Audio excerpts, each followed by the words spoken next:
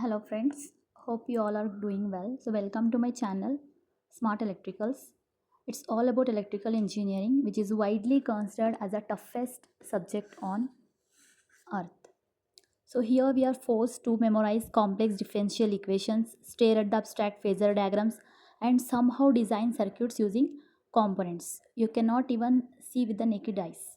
But here the professor won't tell you what is the secret. You just don't need to memorize all those toughest equation like a math history and start looking at like a system inventor. Here we are going to break down into a simpler methods. We will explain you on the academics all the topics, how to prepare for your exam, so exam preparation tactics and the real world project builds. So please subscribe to my channel to see the more content related to this. So as we are going to start a series on the subject network analysis. So many of you are feeling this subject as very difficult subject in your engineering, both EC as well as electrical students, electronics and communication and triple E students. So here I'm breaking down this network analysis into a simplest way in your. So let us don't waste time and start the basic concepts. So first, if you want to learn the subject properly, you have to know the basic concepts properly. So first, since we are studying about the network analysis, what is the difference between the network and circuit? What is this network? So network is nothing but connection of different electrical components, so such as resistor, capacitor, inductor. If it is connected but there is no flow of current in a closed path, current is flowing but it is not a closed path, so R C L, so it is a not closed path, then it is called as network. Whereas in circuit, so we are having some active connection, active source, then it is a circuit. So electrical network may not contain a closed path, whereas circuit contain a closed path for the flow of current. So we can say all the networks. So all networks I can call it as circuit.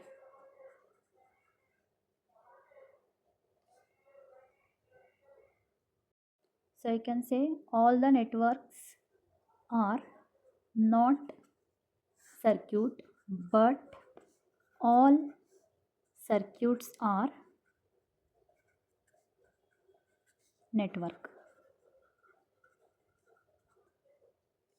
Since all circuits, so it is consisting of different electrical components, so we can say it as a network.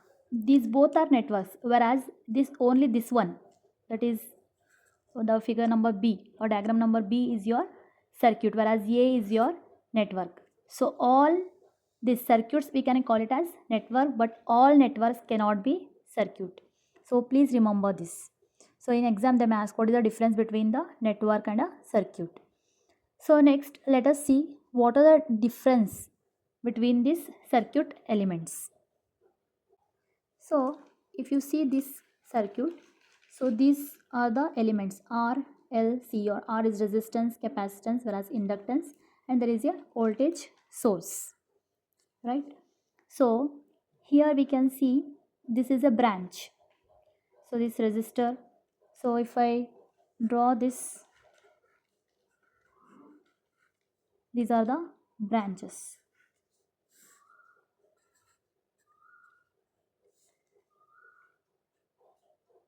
So these are the branches. So resistors, if I take R1, R2, R3, R4, R5. So you can add any elements. For example, I have taken this. So these are the branches. So first branch, second branch, third branch, fourth branch, fifth branch. So these are branches, and these points, these are called as nodes. So just let us take it as A, B. So 1, 2, 3, 4, 5 are nothing but your branches, whereas A and B are your nodes, and this is called as mesh. So it has only single uh, flow of current, so current is flowing only in this, so this is nothing but your mesh, in which it does not contain any other loop. So any other loop is not present within this. But if you see this, here there are two loops, so this is called as a loops. So again this is also a loop. So next we are going to see what are the different elements. So as we see, so resistor, you know that resistor is nothing but it resists the flow of current. So here current can flow in both the direction, there is no positive and negative here. So current can flow from any of the sides. So resistor, then capacitor, it is used to store the charges, it charges and it discharges, and it stores the energy in the form of electrostatic field, whereas inductor, it stores in the form of electromagnetic field. So these are storage devices, whereas resistor, it does not store energy, it dissipates the heat. So let us see the different two types of elements present in the electrical circuits. So the first one is your active elements, another is your passive elements.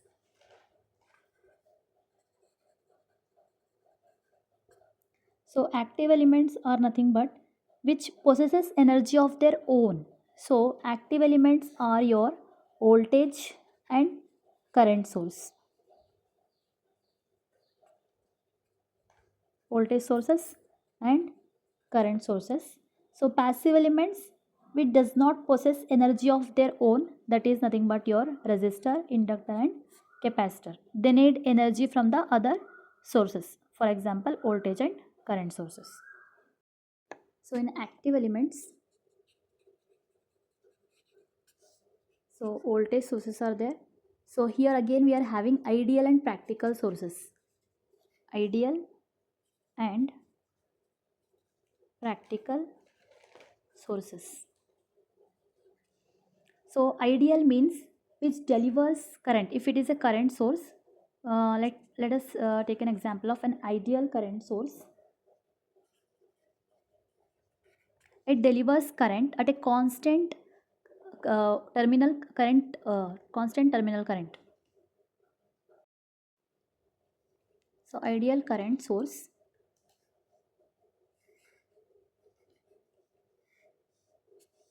So this is how we will represent an ideal current source, whereas ideal voltage source.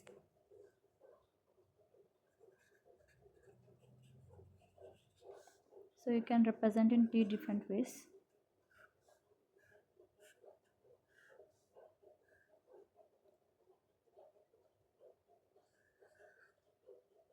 So even you can represent it like this. So this is plus minus, thin line is plus, thick line is minus. So ideal voltage, ideal current source. It does not have any internal impedance. So internal impedance is 0. Here also the internal impedance is 0. So ideal current source, it delivers energy to the load at constant terminal voltage irrespective of the load current. So it also delivers, the voltage source also delivers energy to the load at constant terminal voltage irrespective of the current drawn by the load. Here also it delivers energy with a constant current irrespective of the terminal voltage across the load. So here in both the cases the resistance is 0. So this is about the ideal source. Coming to the practical sources. So in practical current source, so we used to connect resistance in parallel with the source. So let us this be considered as an internal impedance or internal resistance. So even in case of voltage sources, it is connected in series, internal, or you can connect it like this also. There is some internal resistance, or even you can connect as impedance or resistance.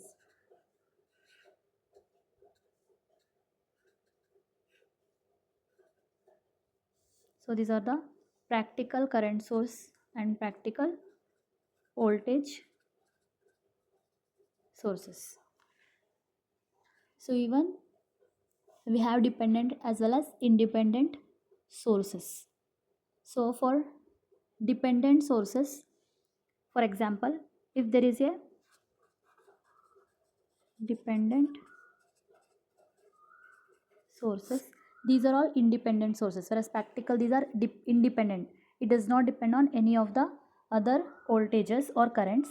But in case of dependent source, we used to represent the symbol as a diamond shape. If it is a current, then it is dependent on some other current of some other branch. So I can say it as a KIII. So it is dependent on some other current in the circuit. And if it is dependent on its own current, sometimes it depends on voltage. So we can say K2 V2. So this is also a current source. You can see the symbol of a current, but here we are representing as a voltage. So it depends on some other voltage present in the branch. It depends on the current. Sometimes it depends on its own current, or sometimes it depends on some other current of a other branch. So dependent sources of a current source. Whereas in case of voltage source, it is also represented by the same diamond shape, but here we are using plus and minus. So if it is dependent current source, so here voltage dependent current source, and this one is, if it is voltage dependent voltage source, then we will represent it as KV. You can say take KP VP. If it is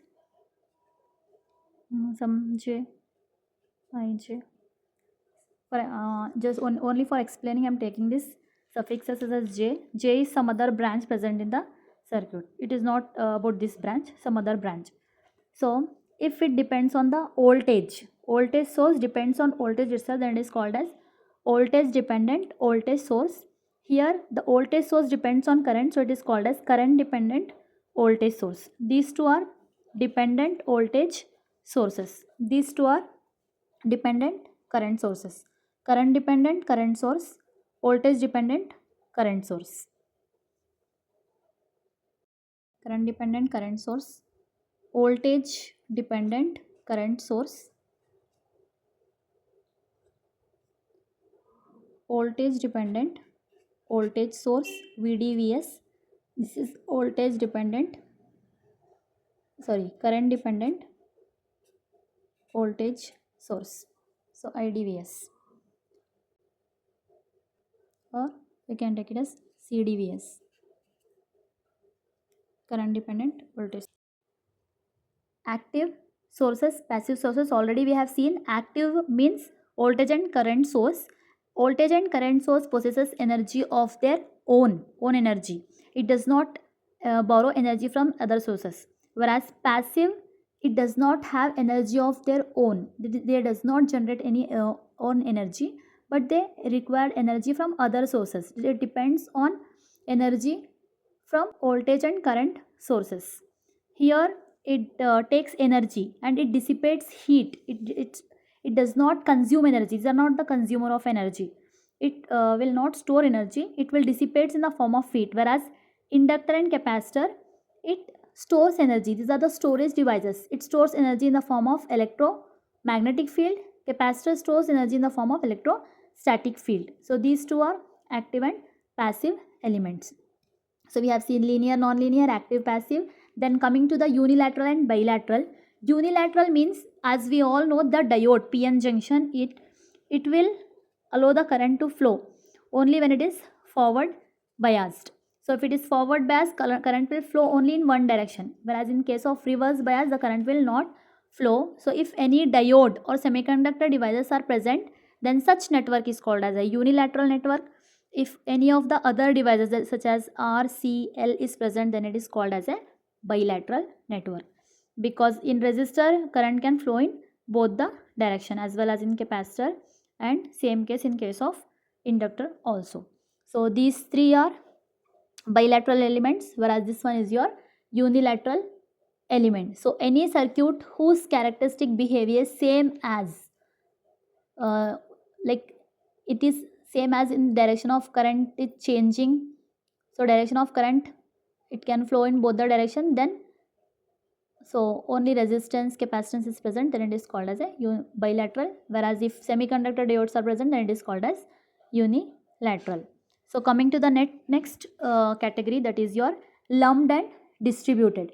So in any of the networks, so if all the elements are physically separated, then it is called as distributed.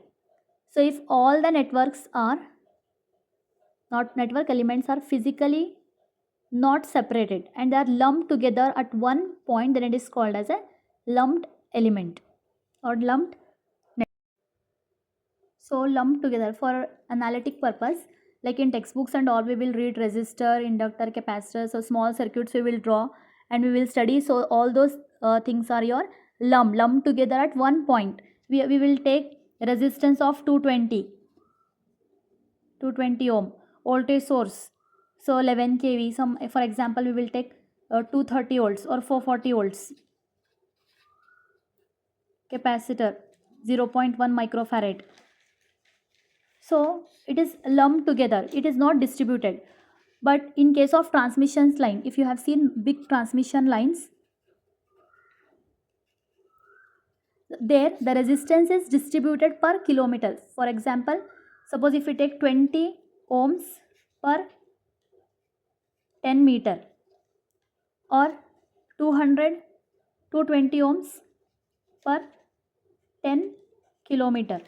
So here the resistance is distributed along the transmission line. Along that cable, the resistance will be distributed.